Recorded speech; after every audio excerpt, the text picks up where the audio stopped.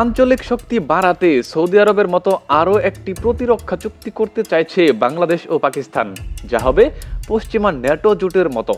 অর্থাৎ বাংলাদেশের উপর হামলা হলে এগিয়ে আসবে পাকিস্তান, একইভাবে পাকিস্তানের উপর হামলা হলে ঝাঁপিয়ে পড়বে বাংলাদেশ।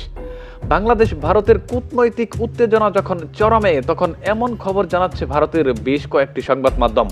তারা তাদের প্রতিবেদনে জানিয়েছে, সম্প্রতি পাকিস্তানের আইএসআই প্রধান সহ দেশটির উচ্চপদস্থ সামরিক কর্মকর্তারা বাংলাদেশ সফর করছে।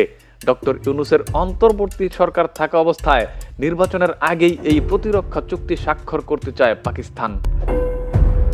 পাকিস্তানের একজন উচ্চপদস্থ কর্মকর্তার বরাদে ভারতের নিউজ 18 জানিয়েছে, ইতিমধ্যে ঢাকা ইসলামাবাদ একটি যৌথ মেকানিজম গঠন করেছে, যা মূলত এই চুক্তির খসড়া ও বাস্তবায়নে কাজ করবে। চুক্তিটি এগিয়ে নিতে দুই দেশের সামরিক কর্মকর্তাদের মধ্যে কয়েক দফায় আলোচনা সম্পন্ন হয়েছে বলেও জানিয়েছে নিউজ 18। ভারতের আরও একটি গণমাধ্যম ইন্ডিয়া টুডে জানিয়েছে, গত কয়েকদিনে একের পর এক বৈঠক করে যাচ্ছে পাকিস্তান বাংলাদেশের সামরিক কর্মকর্তারা। তার মধ্যে আইএসএফ প্রধান, নৌবাহিনী প্রধান, জয়েন্ট চিফ অফ স্টাফের চেয়ারম্যান অন্যতম। ইন্ডিয়া টুডে আরও জানিয়েছে, ভারতের প্রভাব মুক্ত করে বাংলাদেশকে পাকিস্তানের দিকে নিয়ে যাচ্ছে বাংলাদেশের অন্তর্বর্তী সরকারের প্রধান ডক্টর মোহাম্মদ ইউনূস। ভারতীয় গণমাধ্যমের তথ্য মতে, পাকিস্তান বাংলাদেশের সম্ভাব্য চুক্তিটি হতে যাচ্ছে সৌদি আরব পাকিস্তানের সামরিক চুক্তির আদলে।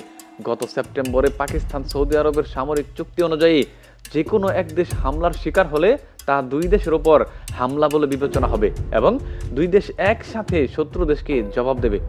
বাংলাদেশের সাথেও এমন চুক্তি হতে পারে বলে জানিয়েছে ভারতীয় বেশ কয়েকটি গণমাধ্যম। ভারতীয় সরকার এই চুক্তি নিয়ে আনুষ্ঠানিক কোনো বিবৃতি না দিলেও বিষয়টির উপর কড়া নজর রাখছে ভারতীয় প্রশাসন।